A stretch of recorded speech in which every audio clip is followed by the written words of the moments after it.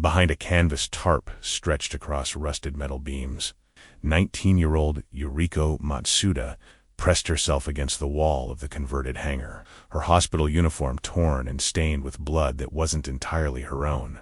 247 Japanese women had been brought to this facility over the past 72 hours, and every single one believed they were about to die. The morning of August 16, 1945, began with the sound of canvas tarps snapping in the humid Guam wind. Lieutenant Margaret Hastings stepped out of the Navy medical truck into a scene that would define the rest of her life. She was 29 years old, a veteran of 2 years treating wounded soldiers across the Pacific theater, and she thought she had seen every form of human suffering the war could produce. She was wrong. The former Japanese hangar had been hastily converted into a processing center for prisoners of war. The massive structure, its roof partially collapsed from American bombing runs months earlier, now housed rows of makeshift medical stations separated by hanging sheets and salvaged wood planks.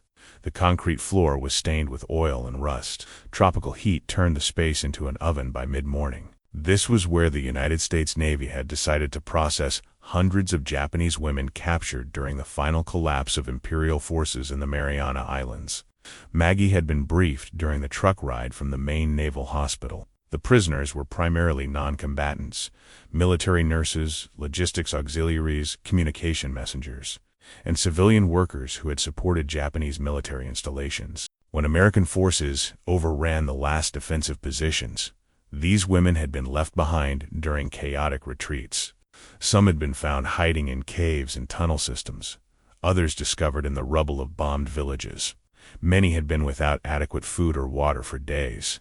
All required immediate medical screening. What the briefing hadn't prepared her for was the terror. As Maggie entered the hangar's main processing area, she saw clusters of women huddled together on the floor, their bodies pressed so tightly against each other they seemed to merge into single organs of collective fear.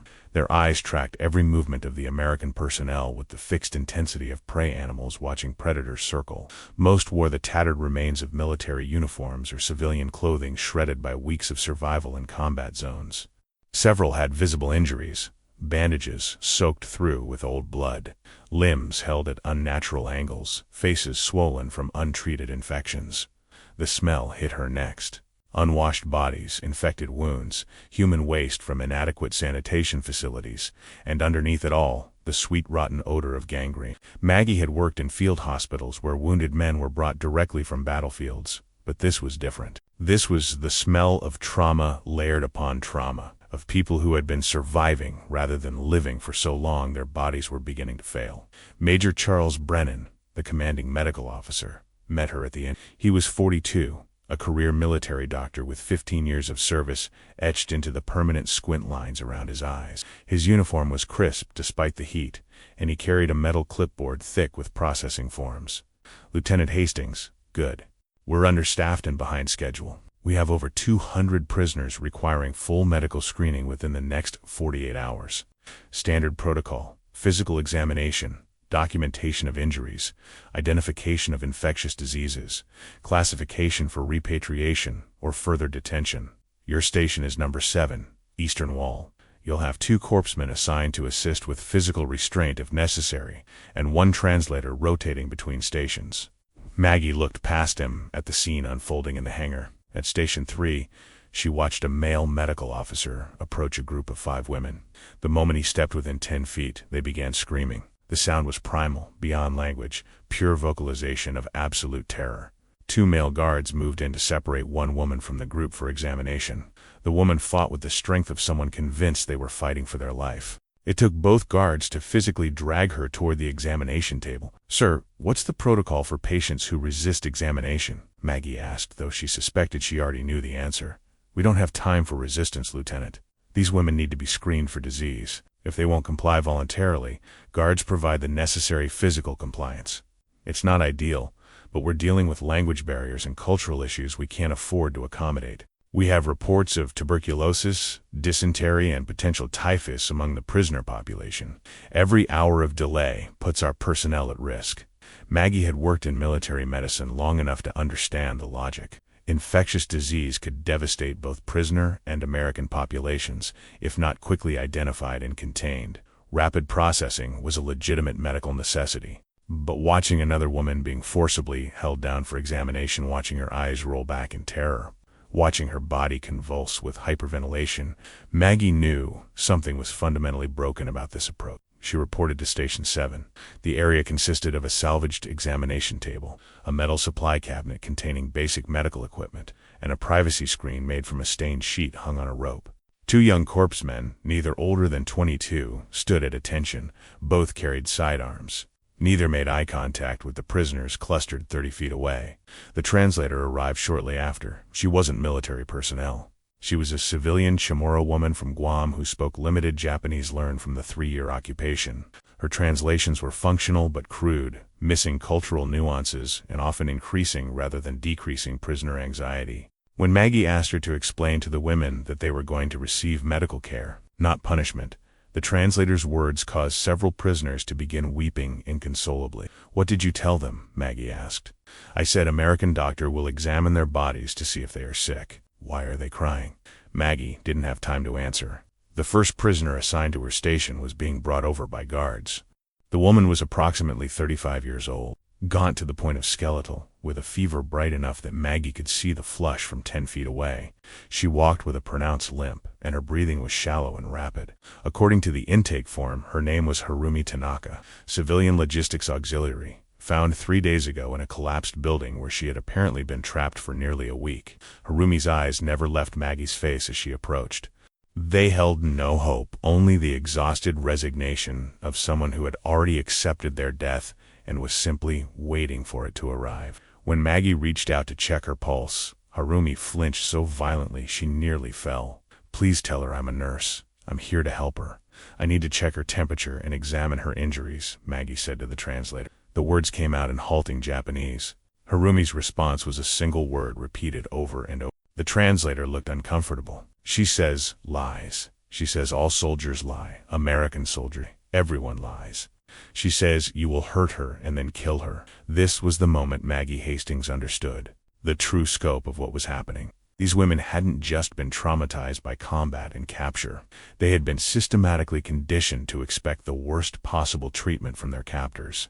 Japanese propaganda had spent years describing in graphic detail what American forces would do to Japanese prisoners, particularly women. Every horror had been outlined, every fear magnified, every potential cruelty pre-planted in their minds. They hadn't just been physically captured. They had been psychologically prepared for torture and execution. And now American processing procedures, designed without any consideration for that psychological reality, were confirming every piece of propaganda they had been taught to believe. Maggie spent the next 6 hours attempting to conduct medical examinations under conditions that would have been rejected as inhumane in any civilian hospital.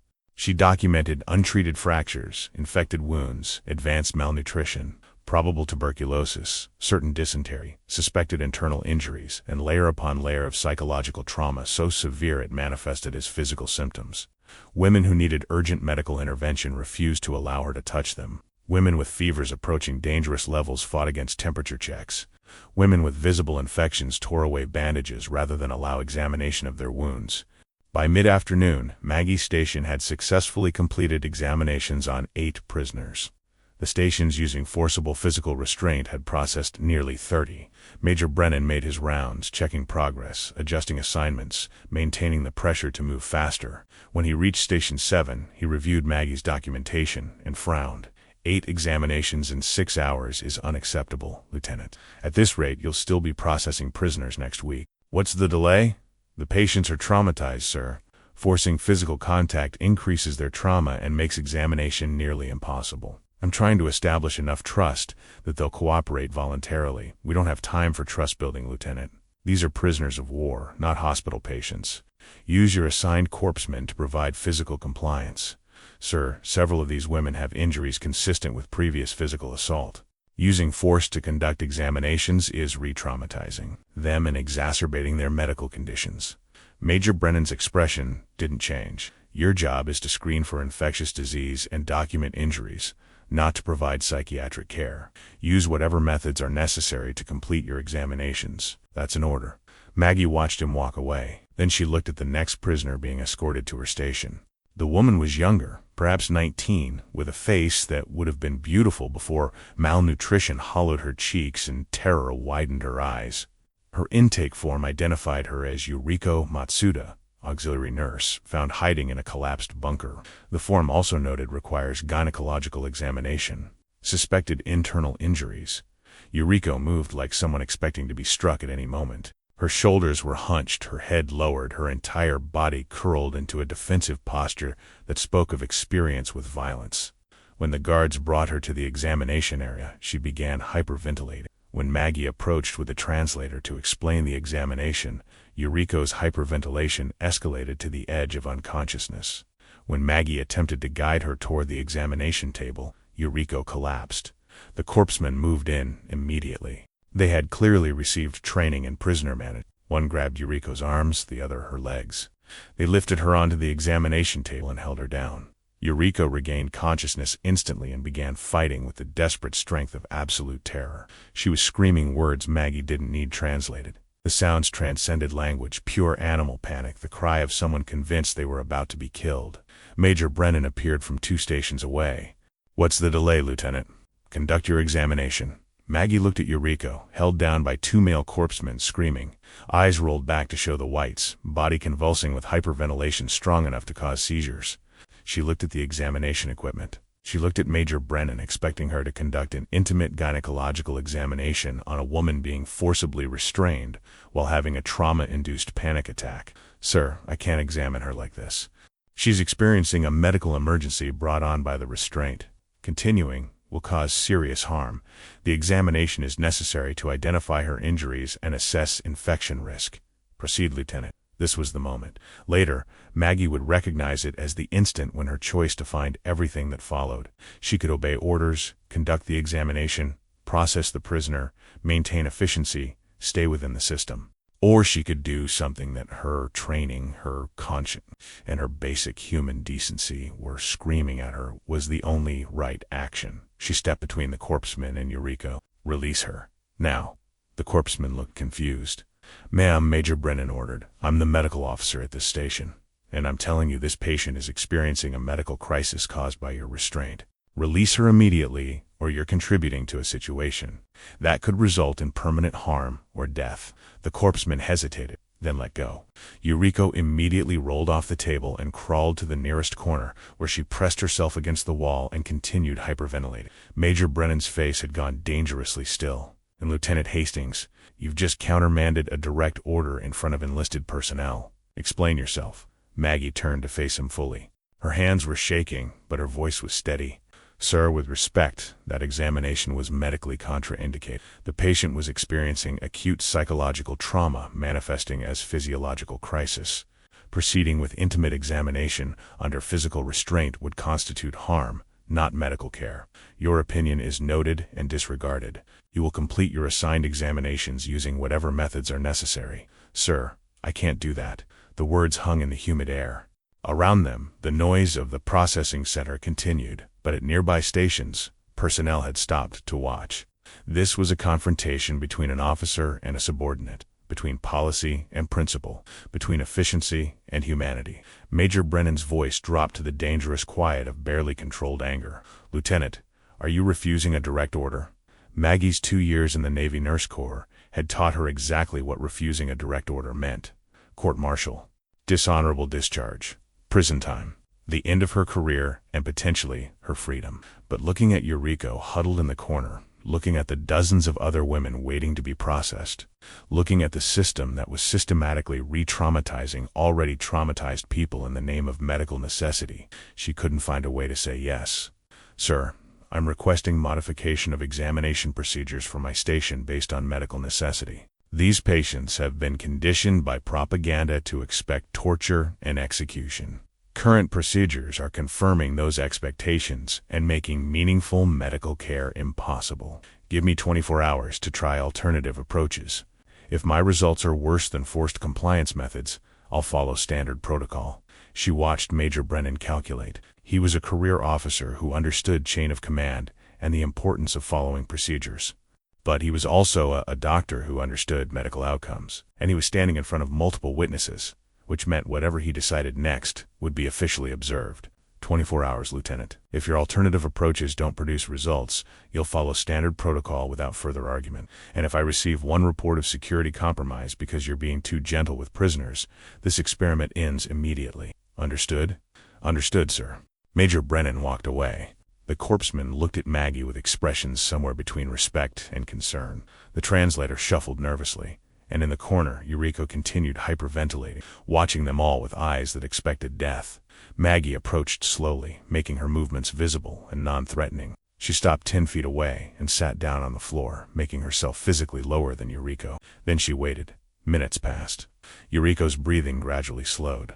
Her eyes remained fixed on Maggie, tracking every micro-move. "Tell her," Maggie said to the translator, "that I'm not going to touch her. Tell her I'm not going to hurt her. Tell her that when she's ready, if she wants medical help, I'm here, but only if she wants it." The translator spoke. Yuriko's expression didn't change, but after a long moment, she stopped pressing quite so hard against the wall. It wasn't trust. It wasn't even acceptance. But it was the first tiny crack in the absolute certainty of her terror. Maggie spent the next hour sitting on the floor of the hangar. Yuriko eventually stopped hyperventilating. Her eyes began tracking other things besides Maggie's hands. Small signs of a nervous system coming down from maximum alarm. Maggie didn't push. She simply maintained presence, demonstrating through inaction that her earlier words had been truth. Eventually, one of the other prisoners approached. She was older, perhaps 45, with gray threading through her black hair and the bearing of someone accustomed to authority. She studied Maggie for a long moment, then spoke in careful, heavily accented English. "You are doctor?" Maggie felt her heart rate spike with unexpected hope. "I'm a nurse. A medical nurse. Are you hurt? Do you need medical care?" The woman considered this. "Many hurt, all afraid. You're different from other Americans. I want to help. But I need you to help me understand how to help without causing more." This was clearly a novel concept. The woman frowned, thinking. Then she spoke rapidly in Japanese to Yuriko. Yuriko responded, her voice shaking but audible. A conversation unfolded. Other prisoners nearby began listening. Eventually, the older woman turned back to Maggie. "Girl says men holding her down, like Japanese officers hold down girls. Bad things happen when men hold down girls. She thinks you do bad things too." The pieces clicked into place with horrifying clarity. The Japanese military's treatment of its own female personnel, the systematic abuse, the culture of violence toward women within the military structure. No, women weren't just afraid of what American soldiers might do. They were traumatized by what Japanese soldiers had already done. "What's your name?" Maggie asked. Yuki Kobayashi. I cook for Japanese army. Not soldier, just cook. Americans bomb kitchen. Many die. I hide. Americans find me 3 days ago. Yuki, I need your help. Many of these women are sick. They have injuries that need treatment, but they're too afraid to let us help them. Can you help me explain that we're not going to hurt them?" Yuki's expression was deeply skeptical. Japanese officers say they help too, then they hurt. Why Americans different? It was the most fundamental question. Why should these women believe that their captors would treat them better than their own military had? What evidence could Maggie offer beyond words, when they had been taught that all soldiers' words were lies? "I don't know if I can make you believe me," Maggie said carefully, "but that girl in the corner is badly hurt. I think she has internal bleeding. If it's not treated, she could die. I want to help her, but I won't force her. I need someone who can explain to her in her own language that I want to help, not hurt. Will you try?" Yuki studied her for a long time. Then she nodded slowly and walked over to Yuriko. Another conversation in Japanese. This one lasted several minutes. Maggie watched Yuriko's body language gradually shift from defensive to uncertain. Finally, Yuki gestured for Maggie to approach. "Girl says she let you look, but no men, no holding. If you're hurt, she fight. No men, no holding. A promise. Tell her I'm going to touch her wrist first, to check her heartbeat. Just her wrist. Nothing else." Yuki translated. Yuriko nodded fractionally. Maggie approached slowly, telegraphing every movement. She knelt beside Yuriko, showed her empty hands, then gently took her wrist. Yuriko's pulse was racing, but she didn't pull away. Maggie counted beats, then released her wrist. Her heart is beating very fast because she's afraid, but that's normal. Now I need to check if she has a fever. "I'm going to touch her forehead." "Just her forehead," Yuki translated. Maggie reached out and placed her palm against Yuriko's forehead. Heat radiated through her skin, the unmistakable signature of significant fever. Yuriko flinched, but held still. "She has a high fever. That means infection. I need to find out where the infection is. That means I need to examine her more thoroughly. Can you ask her where she's hurt, or does she feel pain? The conversation took longer this time. Finally, Yuki turned back to Maggie with an expression of deep discomfort. She hurt inside, below stomach. Japanese officer hurt her before Americans come. Then, bomb hurt her more. She's bleeding sometimes. She think maybe she dying. Maggie felt cold fury wash through her. Eureka was 19 years. She had been assaulted by her own officers, then injured in combat, then left to die during the retreat. She had survived in hiding with untreated injuries and probable internal bleeding for days. And then she had been captured and brought to a facility where her first experience was men holding her down for examination. Yuki, this is very important. Eureka needs a gynecological examination. That's an examination of her internal injuries. It's intimate and uncomfortable, but without it, I can't help her. The infection could kill her. I need you to explain exactly what I'm going to do and why. I need her to understand that this is medical care, not assault. Can you do that? Yuki looked away. Japanese nurses do this examination for girls after officers hurt them. Girls cry very much, very shameful, I know. But if I don't examine her, the infection will get worse. Please, Yuki, help me help her. What followed was the most difficult medical procedure Maggie had ever performed, not because of its technical complexity, but because of the weight of trust required to make it possible. With Yuki translating every step, Maggie explained exactly what she would do, why she would do it, what Eureka would feel, and how long it would take. She showed Eureka every instrument before using it. She stopped whenever Eureka showed signs of distress. She maintained constant verbal communication through Yuki, describing each action before taking it. The examination revealed serious internal injuries consistent with both assault and blast trauma. Eureka had a pelvic infection that had likely been developing for over a week. Without treatment, it would have progressed to sepsis within days. With treatment, recovery was possible, but the treatment required immediate antibiotic administration and careful monitoring. When the examination was finished, Eureka was crying, but she wasn't hyperventilating. She wasn't fighting. She was crying the way people cry when pain is finally acknowledged, when help is finally offered, when the possibility of not dying becomes real. Maggie administered penicillin, cleaned and bandaged external wounds, and arranged for Eureka to be moved to the medical ward for observation. As guards came to escort Eureka away, the young woman spoke to Yuki, who translated. She says, "Thank you." She says she not believe American nurse could be kind. She says maybe she'll not die today. Maggie watched Eureka leave, supported by guards who had been ordered to be gentle. Then she turned to Yuki. I have 24 hours to prove that my way of doing medical examinations works better than forcing patients. I need help. I need translators who understand what these women are afraid of. I need people who can explain that we're trying to help. Will you help me? Yuki considered for a long moment. If I help, other prisoners think I betray Japan. They hate me. If you help, other prisoners might get medical care that saves their lives. Eureka might have died without treatment. How many other women here are dying because they're too afraid to accept help? Yuki looked around the hangar at the clusters of terrified women. Many sick. I see many with fever, with wounds. Some cough blood. Japanese army abandon us. There's no food, no medicine. Just die with honor for emperor. Americans capture us. We think now we die with shame. But maybe Americans give medicine, give food, let us live. She looked back at Maggie. It's true. Yes, that's true. That's what I'm trying to do. Then I help. But you promise. No men hold down women. No force. You promise. I promise. Over the next 18 hours, Maggie's station transformed. She requisitioned additional canvas tarps and rope, constructing proper privacy screens that completely enclosed the examination area. She had the male corpsman reassigned to perimeter security and requested female medical personnel to assist with examinations. When she was told no additional female personnel were available, she made do with what she had, ensuring that no male personnel entered the examination area unless the patient explicitly agreed. Most importantly, she had Yuki. The older woman moved through the prisoner population, explaining in Japanese what the medical examinations involved, why they were necessary, and what prisoners could expect. She translated not just words, but cultural context, explaining things in frameworks that made sense to women raised in Imperial Japan. She gave testimonials about Eureka's treatment, providing concrete evidence that the American nurses' promises had been kept. The impact was gradual, but unmistakable. Women began voluntarily approaching Station 7. They brought friends who were sick. They pointed out prisoners who were hiding serious injuries. The examinations still took time, still required careful explanation and consent, but they happened without force, without trauma, without recreating the violence these women had already endured. By the end of 24 hours, Maggie's station had completed examinations on 31 prisoners. Not the highest number in the facility, but higher than her initial 8, and achieved without a single incident of violent resistance. More importantly, she had identified 12 cases of serious illness requiring immediate treatment, including 3 cases of tuberculosis, 4 cases of severe malnutrition requiring 4 nutrition, and 2 cases of infected wounds approaching septic conditions.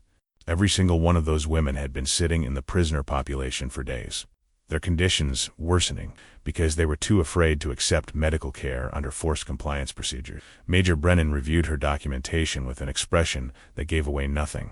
Then he walked the hangar, observing other stations where forced examinations continued to produce resistance, delays, and occasional violent confrontations. He studied the data. He calculated costs and benefits. And then he made a decision that surprised everyone, including himself. Lieutenant Hastings, you'll expand your procedures to stations 4, 5, and 8. I'm requisitioning additional privacy screens and reassigning female personnel to examination duty. You'll train other medical staff in your communication protocols. We'll run both procedures in parallel for 48 hours and compare outcomes. Maggie felt hope and dread in equal measure. Sir, I'll need more translators. Yuki can't cover 4 stations. Then find more translators. Pull them from the prisoner population if necessary. Just make sure they're screened and supervised. That was how Emiko Nakamura entered the story. She was 28 years old, former Red Cross nurse, captured after the hospital where she worked was overrun. She spoke English with a fluency that immediately marked her as educated and valuable. She'd been sitting in the prisoner population for 4 days, watching the forced examinations, convinced she was waiting for her turn to be assaulted. When Yuki approached her explaining that an American nurse needed translators, Emiko's first response was suspicion. But Yuki was persistent, and eventually, Emiko agreed to at least meet this American nurse who claimed to want to help. And their first conversation happened in a quiet corner of the hangar, away from the processing chaos. Emiko's English was good enough that she didn't need Yuki to translate, which meant their communication was direct and unfiltered. Maggie explained what she was trying to do. Emiko listened with an expression of deep skepticism. Why should I believe you? Emiko asked when Maggie finished. Japanese officers said they would protect us. They raped us. Japanese propaganda said Americans would torture us. Why is that a lie but your promises are truth? It was a fair question. Maggie didn't have a perfect answer. I can't prove my promises with words. I can only prove them with actions. I can show you the patients I've treated. You can talk to them. You can ask them if I hurt them. And then you can decide if you want to help. Emiko did exactly that. She spent 2 hours interviewing prisoners who had been through Maggie's examinations. She talked to Yuriko, recovering in the medical ward. She observed Station 7 procedures from a distance. And then she came back to Maggie with a new expression, one that held less skepticism and more cautious curiosity. The prisoners say you keep your promises. They say you are different from other Americans. They say when you examine them, you explain everything. You ask permission. You stop if they say stop. One woman said you were the first person with power who treated her like a human being instead of a thing. Maggie felt her throat tighten. That's all I'm trying to do. Treat people like human beings. Even when they're prisoners, even when we're at war. Does that seem impossible? Yes, Emiko said quietly. It seems impossible. I have been a nurse for 7 years. I joined the Red Cross because I wanted to help people. The Japanese military took our hospital and made us treat soldiers first. Always soldiers first. Civilians died waiting. Women and children died waiting. Then the hospital was bombed. Many nurses died. I survived. Japanese officers ordered us to evacuate with the troops. When we couldn't keep up, they left us behind. No food, no supplies, no protection. Just die honorably. When Americans found us, I thought, now comes the torture we were promised. But instead, she gestured at the hangar, at the medical stations, at the chaos that was nevertheless attempting to provide care. Instead, confusion. Some Americans kind, some cruel, some gentle, some rough. Not organized torture, just organized confusion. War is confusing, Maggie said, especially the end of war. Nobody knows what's supposed to happen next. We're all making it up as we go, but that means there's room for choice. I'm choosing to treat patients like human beings. I need help making that choice work. Will you help me? Emiko looked away, thinking, if I help Americans, I am traitor to Japan. Japan surrendered. The war is over. Helping to take care of Japanese prisoners isn't betrayal. It's mercy. We've never seen mercy here, Emiko said, and her voice cracked. Not from Japanese officers, not from war, not from bombs or hunger or fear, just cruelty and survival and waiting to die. You say you offer mercy. I don't know if I believe in mercy anymore, but I want to. I want to believe that something besides cruelty is possible. She looked back at Maggie. I will help. I will translate. I will try to make other prisoners trust you, but if you betray that trust, if you hurt anyone, I will tell every prisoner in this camp that Americans are liars. You understand? I understand. And I promise I won't betray your trust, with Emiko's help. The transformation of prisoner medical care accelerated dramatically. Emiko didn't just translate words, she translated meaning. She understood both the cultural context of Imperial Japanese military culture and the medical context of nursing care. She could explain procedures in ways that made sense to frightened women. She could identify cultural triggers that Americans wouldn't recognize as significant. She could distinguish between fear that needed gentle reassurance and trauma that needed immediate psychiatric intervention. More importantly, Emiko became a bridge between the prisoner population and American medical staff. She wasn't American, so prisoners didn't see her as the enemy. She wasn't just a translator, she was a fellow prisoner who had made the choice to trust. Her willingness to help became social proof that trust might be possible. Over the next 3 days, the parallel procedures produced dramatically different outcomes. Stations using forced compliance methods processed prisoners faster initially, but encountered higher rates of violent resistance, increased injuries during processing, and lower rates of disclosure about serious medical conditions. Many prisoners, terrified of examination, minimized or hid symptoms. Several prisoners with serious illnesses went undetected until they collapsed. Stations using Maggie's consent-based procedures processed prisoners more slowly initially, but achieved higher rates of cooperation, more thorough medical disclosure, and better identification of serious conditions. As word spread through the prisoner population that Station 7 was safe, seriously ill prisoners began specifically requesting treatment there. The data was clear enough that even officers who objected to coddling prisoners couldn't argue with the medical outcome. Colonel Frank Harrison, the camp commandant, reviewed the reports with the calculating eye of a career officer who valued results over ideology. Lieutenant Hastings, your procedures are being implemented facility-wide. All medical stations will adopt privacy screening, female-only examination where feasible, and translator-assisted communication. Major Brennan will coordinate training. You'll supervise implementation. It was a victory, but victory in war always costs something. The cost here was measured in the increased workload on already exhausted personnel, in the resistance from American soldiers who saw gentleness toward prisoners as betrayal of fallen comrades, and in the ongoing trauma of hundreds of women who couldn't be healed by better procedures alone. Maggie worked 8-hour days, training medical staff, supervising examinations, troubleshooting problems. She treated tuberculosis and dysentery and infected wounds and malnutrition so severe it caused organ damage. She documented evidence of assault and abuse that would never see justice. She held the hands of women who cried when they realized they weren't going to die.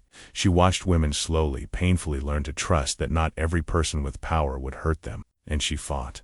She fought with logistics officers who didn't want to provide adequate supplies for prisoner medical care. She fought with intelligence officers who wanted to interrogate seriously ill prisoners.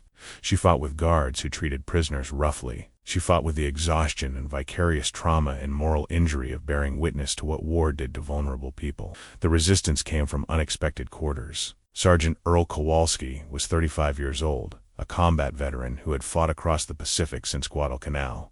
He had lost friends at Tarawa, at Saipan, at Peleliu. He had seen Marines burned alive in caves by Japanese defenders. He had watched wounded men die screaming, and now he was being told to treat Japanese prisoners gently. He confronted Maggie outside the medical ward. You know what these people did to our prisoners? You know about Bataan, about the hell ships, about prisoners worked to death building railways? And now we're supposed to give them medical care and privacy screens in gentle words. Maggie was too tired for diplomacy. These prisoners are women, non-combatants. They didn't order baton. They didn't torture anyone. They're nurses and cooks and messengers. Most of them were abused by their own military before we even captured them. They're Japanese. They supported the war. They're the enemy. The war is over, Sergeant. Japan surrendered. These women are prisoners who need medical care. That's not politics. That's the Geneva Conventions. The Geneva Conventions didn't stop the Japanese from torturing our men. No, it didn't. And if we torture them in return, what does that make us? Better than them, or exactly the same? Kowalski's face was hard. You didn't fight in combat. You don't know what it costs to win this war. These prisoners don't deserve mercy. Maybe not. But we deserve to be the kind of people who give it anyway. That's what separates us from them. That's what makes victory worth having. She walked away before he could respond. The conversation stayed with her. Kowalski wasn't wrong about Japanese war crimes. The atrocities committed by imperial forces were real and horrifying, but the women in this camp hadn't committed those atrocities. Visiting justice for systemic crimes on individual prisoners who had no power and no responsibility for those crimes wasn't justice. It was just more cruelty. The breakthrough came from an unexpected source. One of the prisoners, a woman named Keiko Sato, had been notably resistant to medical care. She was 32 years old, former military messenger, and she carried herself with the rigid bearing of someone whose identity was wrapped up in military discipline. She had refused all examinations, responded to questions with the Japanese equivalent of name, rank, and serial number, and actively discouraged other prisoners from cooperating. Emiko identified her as a problem. Keiko tells other prisoners that cooperating with Americans is betrayal. She says we should die rather than accept enemy help. Some prisoners listened to her because she was military, had rank, represents Japanese honor. What do you suggest? Maggie asked. Let me talk to her, not translate, just talk. Woman to woman, nurse to soldier. Let me ask her what honor means when it requires death. Emiko's conversation with Keiko lasted 3 hours. Maggie never learned exactly what was said. But afterward, Keiko approached Station 7 and requested medical examination. She had a lung infection that had been deteriorating for 2 weeks. The examination was tense, formal, conducted with minimal communication, but it happened. Afterward, Keiko spoke briefly to Emiko, who translated. She says you did not humiliate her. She says this is different from what Japanese propaganda promised. She says she will not tell others to refuse care. It wasn't an endorsement.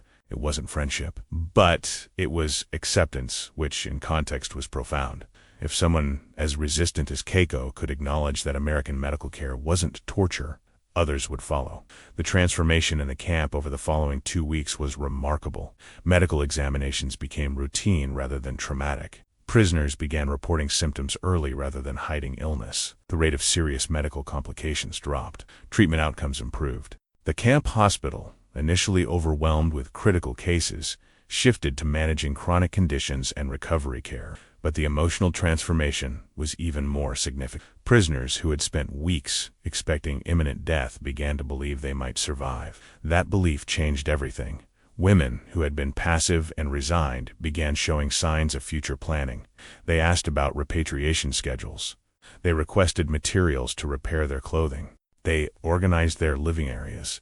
Small acts, but each one represented a return to agency, to the possibility of life beyond captivity. Maggie documented all of it in detailed reports that went up the chain of command. She described procedures, outcomes, and cost-benefit analyses. She made the case that treating prisoners humanely wasn't just morally right, it was strategically effective. Healthy prisoners required fewer resources than sick prisoners. Cooperative prisoners provided better intelligence than traumatized prisoners. Respectful treatment of defeated populations created better conditions for post-war reconstruction than systematic cruelty. Her reports reached Navy Medical Command, where they were read by officers planning the occupation of Japan. Some of her recommendations were incorporated into official policy. Not all, not everywhere, but enough to matter. The small choices made in one processing center on Guam rippled outward, influencing how American forces would treat Japanese civilians during the occupation. But there was also cost. Maggie's relationship with many of her fellow American personnel became strained. Some saw her as a hero. Others saw her as a traitor. The labeled Jap sympathizer followed her. She received anonymous notes suggesting she was sleeping with prisoners, betraying America, dishonoring dead soldiers. The rumors were vicious and persistent. The emotional toll was worse. Maggie carried the weight of every story she heard, every trauma she witnessed. She developed insomnia. She had nightmares about examinations gone wrong. She caught herself flinching at sudden noises. Classic symptoms of vicarious trauma, the psychological cost of bearing witness to others' suffering, Emiko noticed.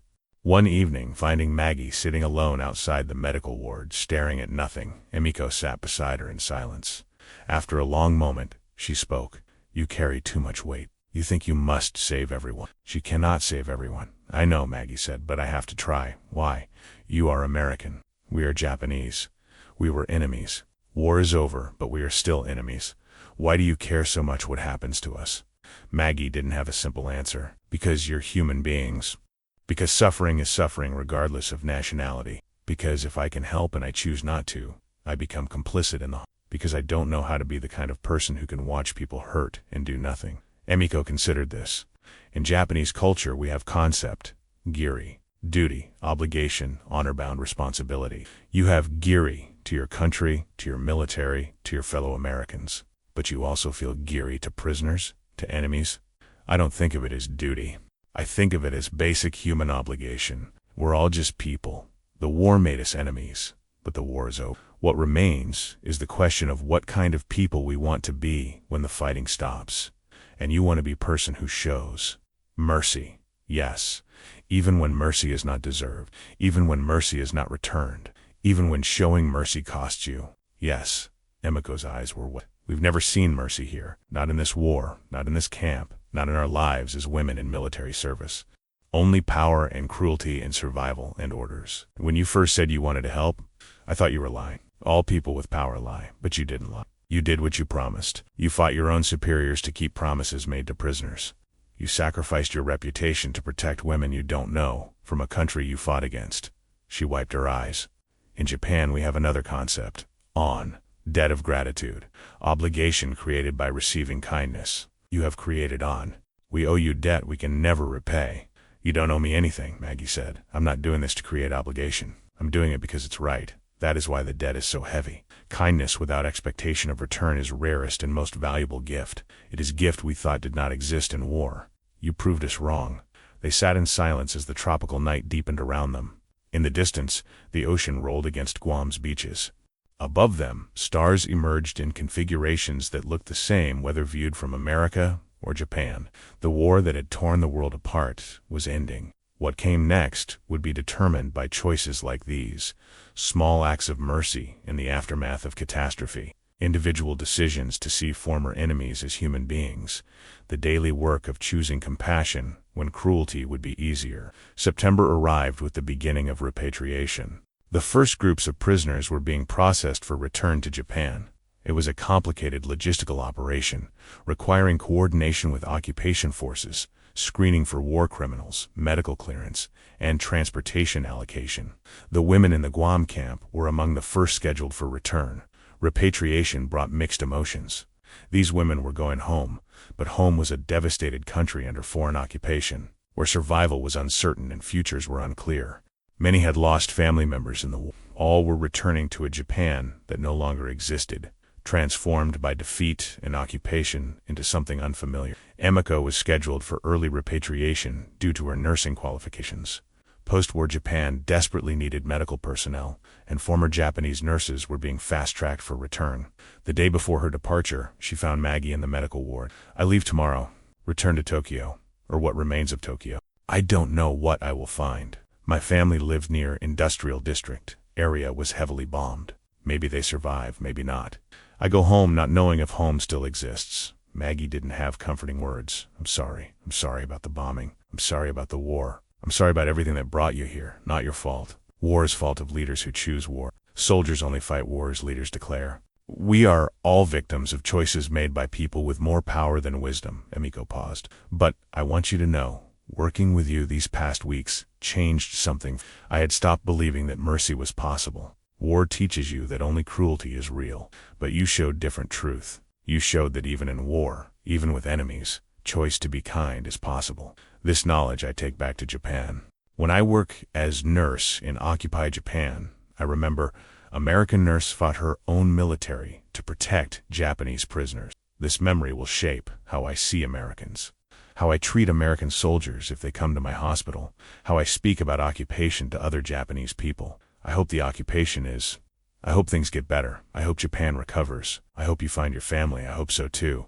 But even if I don't, Even if everything is destroyed, I know now that mercy is possible even in destruction. That is gift you gave us. Not just medical care, not just gentle treatment, but proof that humanity survives even the worst cruelty. This gift we carry home. This gift we remember. They embraced, briefly and formally, the embrace of two professionals who had worked together under impossible circumstances and forged something approaching friendship.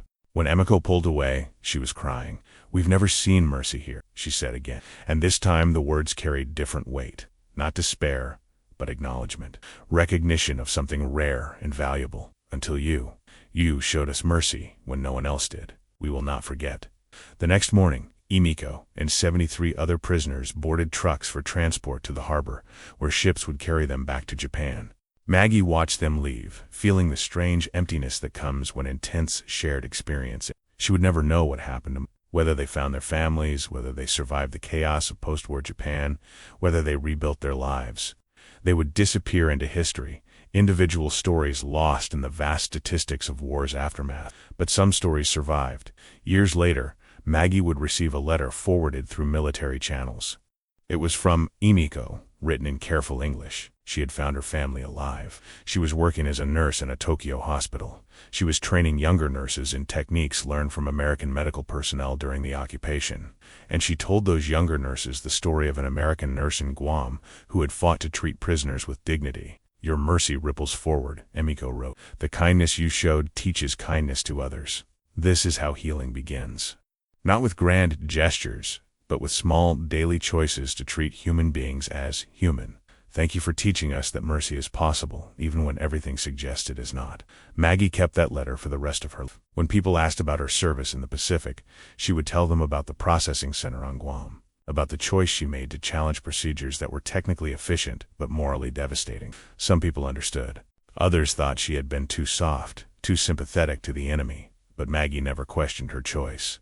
The Navy recognized her service with commendations, though not without controversy. Her personnel file contained both praise for innovative medical procedures and complaints about insubordination and excessive sympathy toward prisoners. It was a mixed record that accurately reflected the complexity of her choices. After the war, Maggie continued her career in military nursing. Eventually rising to senior positions in Navy Medical Command, she became an advocate for culturally sensitive medical care, for trauma-informed treatment of vulnerable populations, and for protocols that balanced operational efficiency with human dignity. Her recommendations influenced military medical policy for decades. But her most important impact was the one she never fully saw: the individual lives changed by her choice to treat prisoners as human beings. Yuriko survived her infections and returned to Japan, where she became a midwife. Eko recovered from her lung infection and eventually emigrated to America, where she worked as a translator. Yuki returned to her village and lived to see her grandchildren. Harumi recovered from her injuries and became a teacher. These women, and dozens of others, processed through that facility on Guam, carried forward the knowledge that mercy was possible, even in war. Some became nurses, teachers, translators, workers in the slow reconstruction of post-war Japan. They told stories about their treatment by American forces, stories that influenced how ordinary Japanese people understood the occupation, how they related to American personnel, how they rebuilt their relationship with the nation that had defeated them. The bigger story of post-war Japanese-American relations is usually told through treaties and political decisions, through MacArthur's occupation policies and constitutional reforms, through Marshall Plan economics and Cold War alliances. But underneath those grand narratives were millions of individual interactions between former enemies, moments when people chose whether to perpetuate cruelty or practice mercy. Maggie's choice was one small thread in that vast tapestry, but threads matter. The facility on Guam eventually closed as prisoner processing concluded and repatriation operations wound down. The hangar was repurposed for other military uses, then eventually abandoned as post-war bases were consolidated. Nothing remains now to mark that it was once the site of a small revolution in how victors treated defeated enemies. But the lesson remains, embedded in military medical protocols. preserved in the memories of women who experienced mercy when they expected cruelty, carried forward in the ripples of choices made decades ago. The lesson that even in war, even with enemies, even under the pressure of operational efficiency and institutional inertia, individuals can choose to see the humanity in others. That such choices are difficult, costly, and often controversial, but also that they matter, perhaps more than anything else that happens in war's aftermath. Colonel Frank Harrison, writing his final report on the Guam facility, summarized the experiment in characteristically pragmatic terms. Modified prisoner processing procedures demonstrated improved medical outcomes, reduced violent incidents, and enhanced intelligence gathering compared to standard forced compliance protocols. Recommend consideration for implementation in other detention facilities. Cultural sensitivity training for personnel and adequate translator resources are critical success factors. It was bureaucratic language that barely captured what had actually happened, but buried in that dry military prose was an acknowledgement that mercy worked, that treating people with dignity was not just morally right, but strategically effective, that the hardest and most important battles are sometimes fought not against enemies, but against our own systems, our own procedures, our own reflexive dehumanization of the defeated. Maggie Hastings never became. Her name doesn't appear in history books. The changes she fought for were eventually implemented so thoroughly that new generations of military medical personnel assumed they had always been standard practice, unaware that someone had once had to fight for them. This is how progress often works. Individual struggles become institutional norms, which become invisible foundations that everyone takes for granted. But in September 1945, in a converted hangar on Guam, those procedures weren't invisible or taken for granted. They were revolutionary, and they required one person willing to step between guards and a terrified prisoner, willing to challenge her superior officers, willing to risk her career to keep a promise made to people she had every reason to hate. Years later, training new Navy nurses, Maggie would tell them about Guam. She would describe the procedural challenges and medical outcomes, the cultural barriers and communication strategies. But she would always end with Emiko's words, "We've never seen mercy here." War teaches cruelty, Maggie would tell her students. Everything about combat, about military organization, about use F versus them thinking, teaches you that cruelty is normal, expected, even necessary. And maybe it is. During active fighting.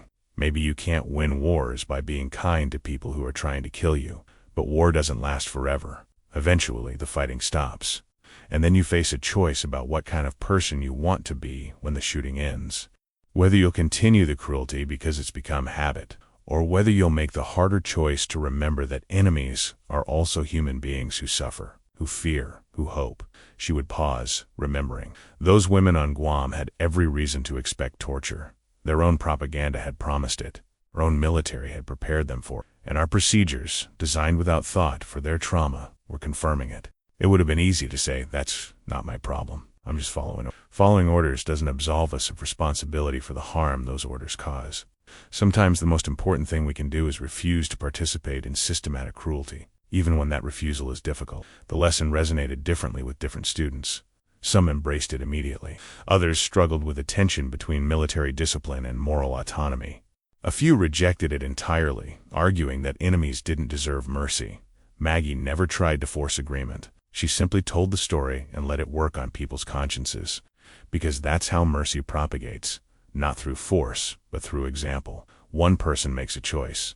Others witness that choice. Some are inspired to make similar choices.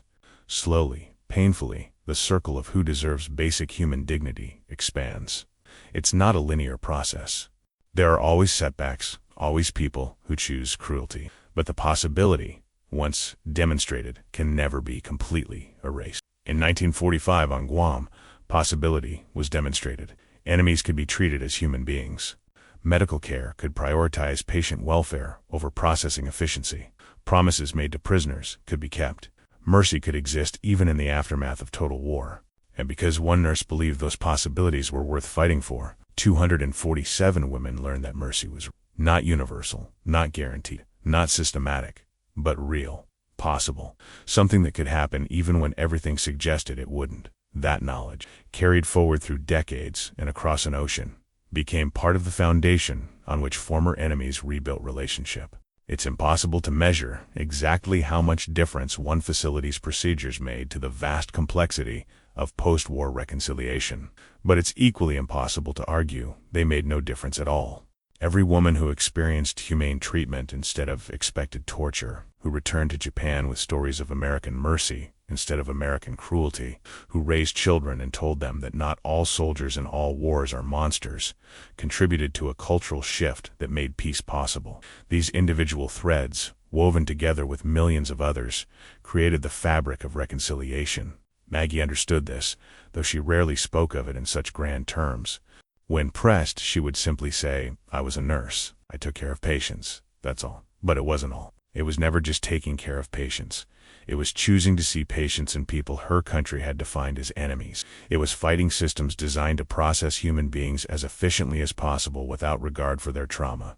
It was maintaining compassion under circumstances designed to extinguish it. It was proving, through daily action over weeks and months, that another way was possible. The story of the Guam Processing Facility is a small story set against the vast canvas of World War II's end. But small stories matter. They matter because history isn't just made by generals and politicians, by treaties and atomic bombs. It's made by individuals choosing, in specific moments, what kind of person they will be. On August 16, 1945, Margaret Hastings chose to be the kind of person who steps between guards and a terrified prisoner, who challenges superior officers to keep promises made to people with no power, who fights for the radical proposition that even defeated enemies deserve to be treated as human beings. And because she made that choice, and because others supported her, and because the results validated her approach, mercy became possible where it had seemed impossible. That is perhaps the most important lesson of all, that mercy is not a feeling or a sentiment, but a choice we make and defend and implement through specific actions in specific circumstances. That it costs something to choose mercy in systems designed for efficiency and cruelty, but that the cost of not choosing mercy is the loss of our own humanity. We've never seen mercy here until someone decides that mercy will exist here, until someone fights to make it real, until someone proves that another way is possible. That is what Margaret Hastings did on Guam in the summer of 1945. She proved that mercy was possible even when everything suggested it was not, and in proving it, she changed lives, influenced systems, and contributed to the slow, painful, necessary work of ending war, not just on battlefields, but in human hearts. The canvas tarps that served as privacy screens are long gone.